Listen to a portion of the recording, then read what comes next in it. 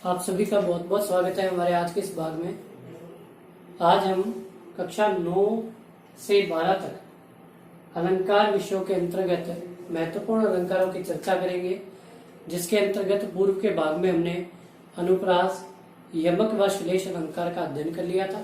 आज हम उपमा अलंकार की जानकारी प्राप्त करेंगे। देखिए, उपमा अलंकार क्या होता है कि जब हम दो वस्तुओं की, दो पदार्थों की उनके समान गुण के कारण तुलना करते हैं, उनमें ऐसा गुण जिनके कारण उनकी तुलना की जाए, तो वह आपका उपमा अलंकार होता है। देखिए कि जब किसी पद में दो पदार्थों की समानता को व्यक्त किया जाता है, अर्थात जहां एक सामान्य पदार्थ को किसी प्रसिद्ध पदार्थ के समान मान लिया जाता है, वह उपमा अलंकार होता है। देखिए, जैसे यहाँ हमने लिखा है मुख चंद्र के समान। अब मुख तो सामान्य हुआ और विशेष क्या हुआ? चंद्रमा। उससे हम उसकी तुलना कर रहे हैं। अब देखिए, शाब्दिक विश्लेषण की दृष्टि से उपमा शब्द उपधर्मा के योग से बना है। यहाँ उप का अर्थ समीप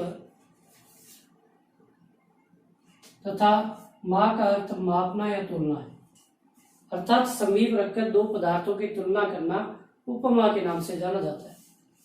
कि जहां काव्य पंक्तियों में उपमेय की उपमान से तुलना की जाती है, उसे उपमा अलंकार कहते हैं।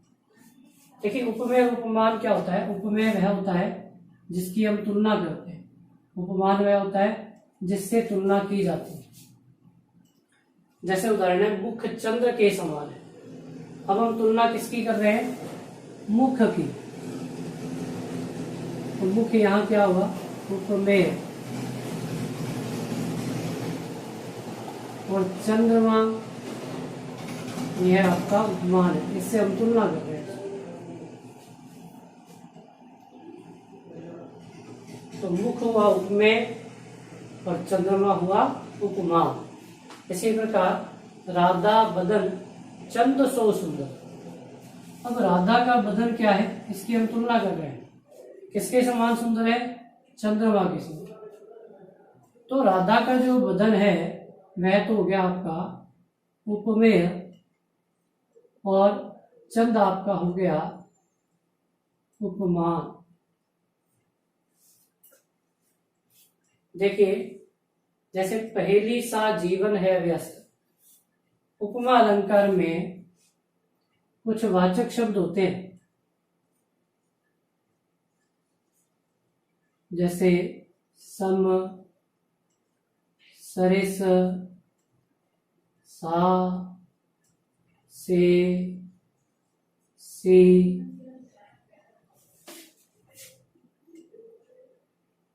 इव, जिमी, सदृश, लौ। ये इसके वाचक शब्द होते हैं। इन वाचक शब्दों के माध्यम से भी इस उपमा अलंकार की पहचान की जा सकती है। जैसे पहेली सा जीवन है व्यस्त। देखिए, इसमें सा शब्द आ रहा है, इसके माध्यम से इसकी पहचान की जा सकती है। जैसे सा आया, यहाँ सरिस आया, यहाँ सम आया। अब इसमें उपमेय क्या है और उपमान क्या है? देखिए, उपमेय तो है आपका जीवन,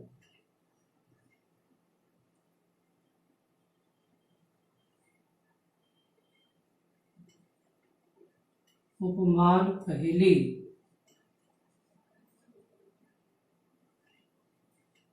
वाचक शब्द सा, और समान धर्म है आपका व्यस्त, क्योंकि पहेली भी व्यस्त है और जीवन भी व्यस्त है। तो हम जीवन की तुलना पहेली से कर रहे हैं, इसलिए यहाँ आपके उपमा अलंकार है। जैसे देखिए, पीपर पात सरिस मंडोला। देखिए, यहाँ पे उपमेय है आपका मन। हम मन की तुलना किससे कर रहे हैं? पीपल के पत्तों से। तो उपमान आपका हो गया पीपर पात, वाचक शब्द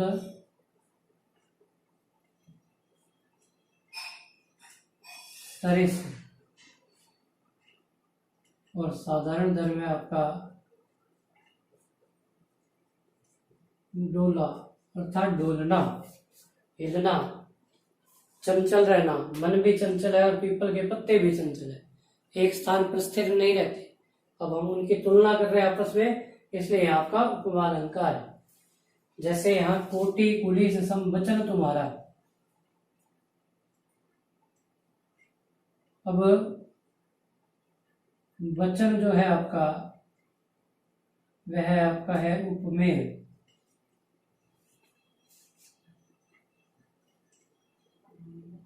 उपमान है आपका कुलिस अर्थात वज्र। सम है आपका वाचक शब्द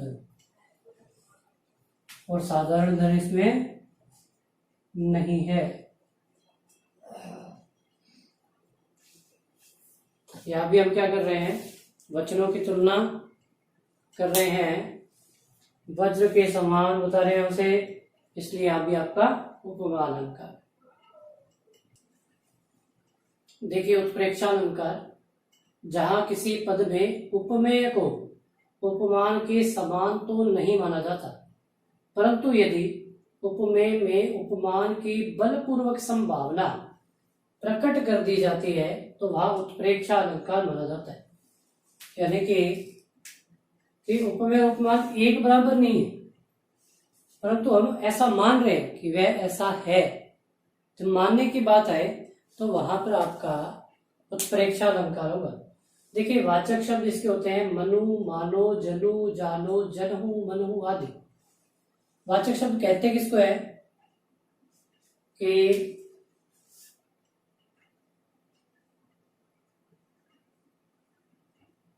जिन शब्दों के माध्यम से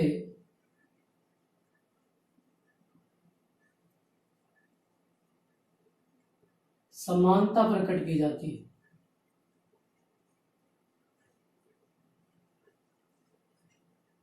उन्हें वाचक शब्द कहते हैं। जैसे कहती हुई यो उत्तरा के नेत्र जल से भर गए, हिम के कणों से पूर्ण मानो हो गए पंकज ने।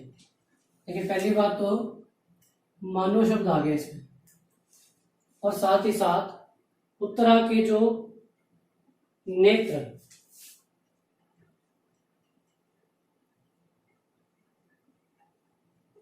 आंसुओं से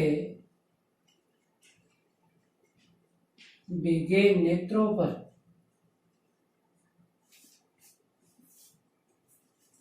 पंकज अर्थात कमल, हिम के कण अर्थात ओस की बूंदें, कि ओस की बूंदों का कमल के पुष्प पर छा जाने को उसने उत्तरा के आंसुओं से भीगे हुए नेत्रों पर आरोपण किया है। इसलिए यहां पर आपका उत्प्रेक्षा अलंकार। देखिए दोनों में कोई समानता नहीं है। अब आंसुओं से भीगे हुए नेत्रों की समानता कमल के पुष्प पर ओस के कणों के आधार से कोई समानता व्यक्त नहीं हो रही, परंतु फिर भी हमने यह समानता व्यक्त करने का प्रयास किया, उसे ऐसा माना है, इसलिए यहाँ पर आपका उत्प्रेक्षा अलंकार। जैसे सिर फूट गया उसका, वह मानो अरुण रंग का गड़ा। अब यहां पर भी मानने की बात है। अब सिर की तुलना उसने की है अरुण रंग के घड़े, अरुण रंग अर्थात लाल रंग।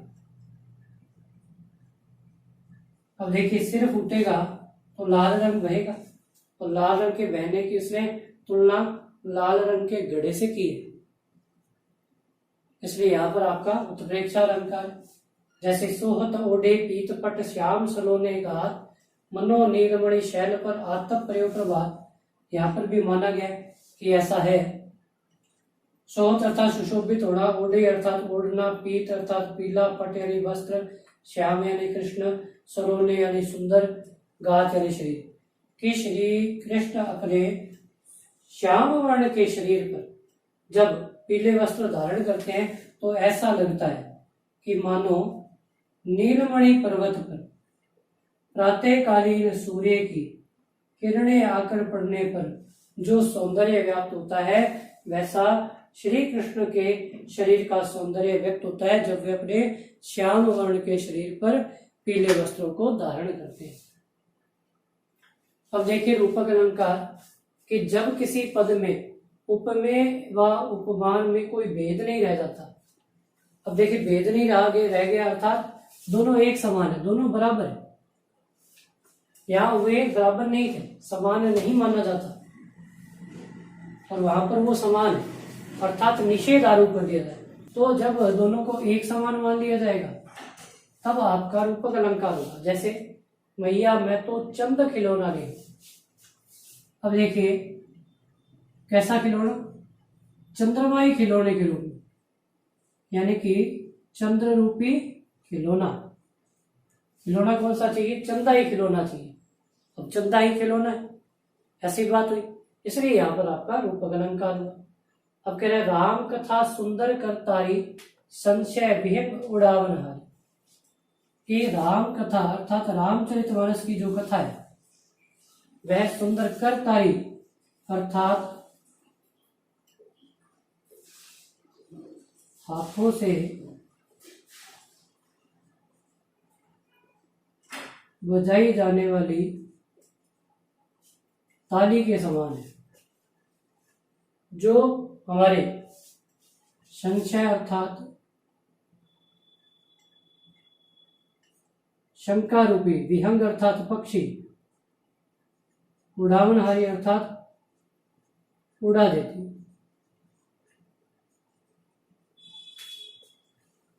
राम की कथा क्या है, सुंदर करतारी। राम की कथा हाथों से बजाई जाने वाली ताली के समान है, जो हमारे शंका रूपी जो पक्षी है उसे उड़ा देती है। अब शंका ही क्या है, पक्षी है, और राम की कथा ही क्या है, करतारी है। इसलिए यहाँ पर ये दोनों समान माना गया है, इसलिए यहाँ पर आपका ये रूपक अलंकार है। अभी कह रहा है चरण कमल बंदो हरिराई, है कि कमल रूपी चरणों की उपासना करो, वंदना करो, स्तुति करो। अब चरण कमल है, कमल रूपी चरण, इसलिए यहां पर आपका रूपक अलंकार है। आशा करता हूं कि आपको ये अलंकार भलीभांति समझ में आए होंगे। आगे कुछ शेष रहे अलंकारों की चर्चा इसे आगे की वीडियो में करेंगे। धन्यवाद।